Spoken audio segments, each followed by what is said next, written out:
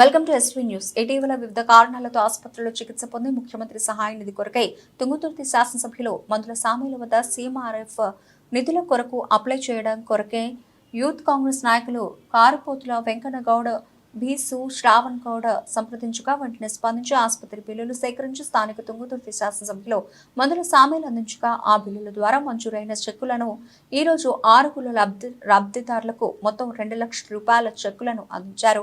ఈ కార్యక్రమంలో municipal chairman Guram కవిత, మండల కాంగ్రెస్ అధ్యక్షుడు వంగాల సత్యనారాయణ, జిల్లా కాంగ్రెస్ నాయకులు Pailla Somireddy, Guram Lakshmi Narasimhareddy, single window chairman Pelapudi Venkateswarlu, municipal vice chairman Bollepalli Venkataiah, మండల కాంగ్రెస్ ప్రధాన కార్యదర్శి రాచకొండ బలరాజ్, అలాగే కౌన్సిలర్లు, కోఆప్షన్ మెంబర్లు, మహిళా కాంగ్రెస్ నాయకురాలు, యూత్ కాంగ్రెస్, ఎన్ఎస్వే, అన్ని అనుబంధ సంఘాల నాయకులు, కార్యకర్తలు పాల్గొన్నారు.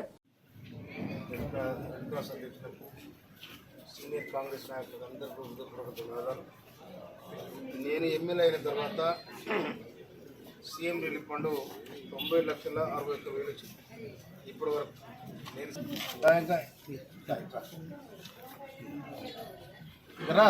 ఇలా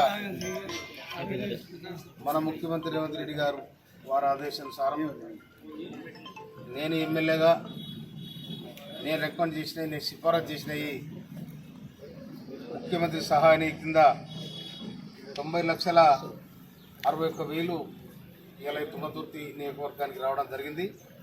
అదేవిధంగా కళ్యాణ లక్ష్మి చెక్కులు దాదాపు 6 కోట్లు రావడం జరిగింది. కనుక ఇది తప్పకుండా ప్రోగ్రెస్లో ఉంటుంది.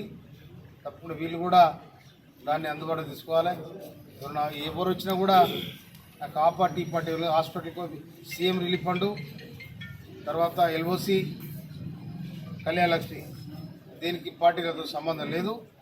ప్రజారోగ్యాల కోసం ఆ కళ్యాణ లక్ష్మి అంటే పేదలు కాబట్టి ఎవరు వచ్చినా కూడా తప్పకుండా నేను సాయం చేస్తాను కూడా ఈ సందర్భంలో.